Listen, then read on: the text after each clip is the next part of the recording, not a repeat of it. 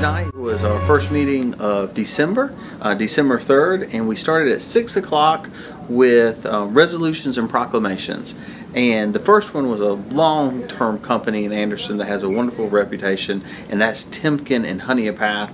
And we wanted to celebrate their 50th anniversary. We had a representative from Timken come up, and we appreciate our industry. We want them to be here for 50 more years, and that was a positive award. From there, we recognized the 12 and under Wren Hurricane tackle football team. And these boys were super excited, and an exceptional performance in the 2019 12 and under Tri-County champions. So a bunch of young men were up here with their family, and we were glad and very excited for them and wanted to honor them from council. From there, we did a proclamation for Arbor Day Month. And you know, trees are part of our community in the foothills of South Carolina.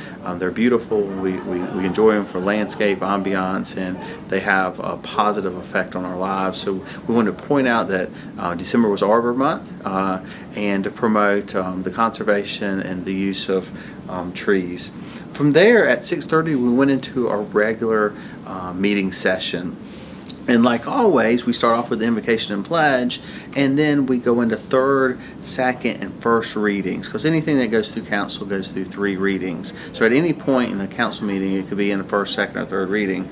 But before that happened, we heard from one citizen who actually come from another county who spoke in favor of body cameras, which was going to be an agenda item.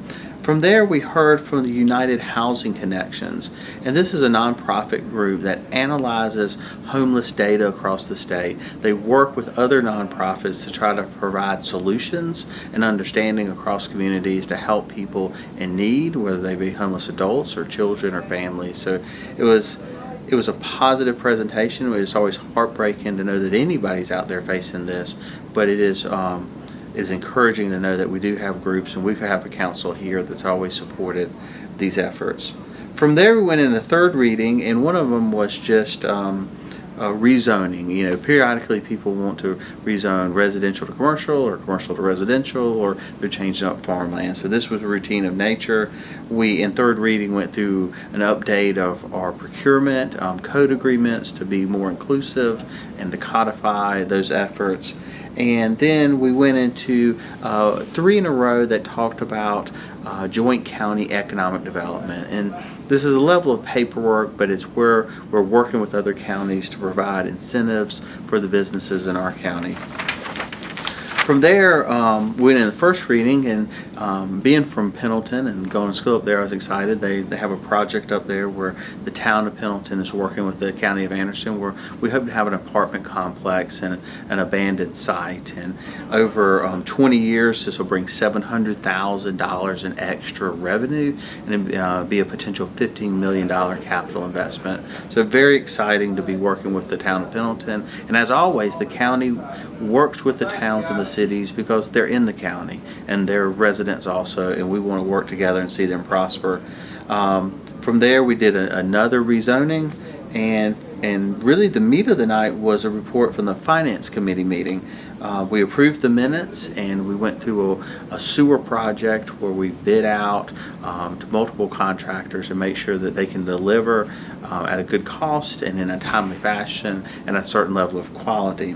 The big item of the night was body cameras, and our sheriff's department had come forward with a plan to implement about approximately 120 officers with body cameras. And this is a 5-year plan, with year 1 being around $180,000, with years 2 through 5 being around $130,000 to continue the process. And this is the process of actually providing the physical camera on the chest of the officer, but also storing the data and be able to retrieve it and cross-coordinate it through the departments.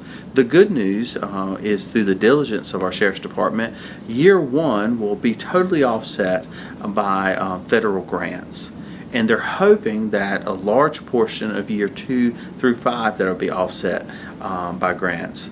but this is something that is part of the modernization of the police department or our sheriff's department, and it came in a priority list as they've been working to make sure that police officers have body armor, that they have appropriate cars, they were receiving appropriate pay, morale was good, and we believe that this is something that with technological advances that's expected of a county of our size, and it can protect officers and it provide transparency and trust in the community. So it's something that was brought forth as a recommendation from the Finance Committee and then subsequently was approved by the entire council.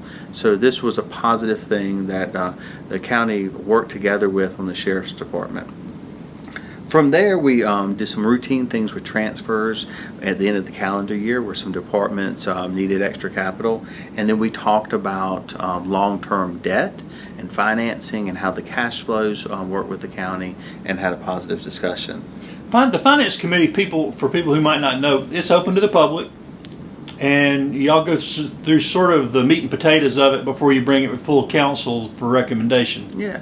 Anytime we have a council meeting, we can have multiple line items of things to discuss. And each one of those line items could go in depth into an hour or two of discussion. So just the nature of the county council meeting, we don't always have time to go with a fine-tooth comb through every detail. So we break these items up into what we call subcommittee meetings. And the finance subcommittee is made up of 3 council members, which I chair, and we hear from recommendations from other committees. So if there's a solid waste committee or a public safety committee or a parks and rec committee where they lay forth initiatives, then the finance committee takes those recommendations and tries to reconcile it with the budget to make sure that we're adequately funding items that are of priority to council, and that we're reconciling the priorities with other departments.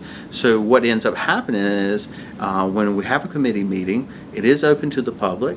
It's advertised, and it's held here in the historic courthouse in the boardroom. Citizens are encouraged to come and ask questions and see an abundant amount of details, and then we take a recommendation and bring it to the full council.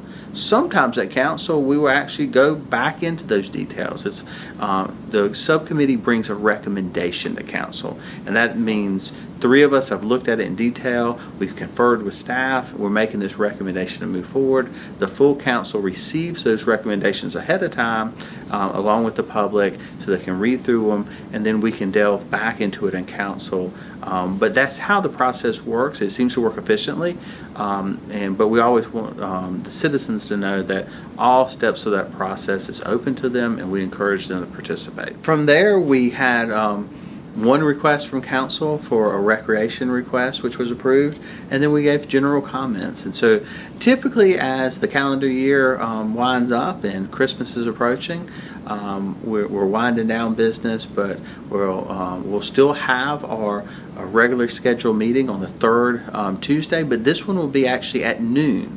So instead of our 6:30 time, this one will be at noon, the 3rd Tuesday of this month before Christmas, and we'll be wrapping up things for the calendar year, and then taking a brief break at Christmas to be back in January where things will start speeding up again.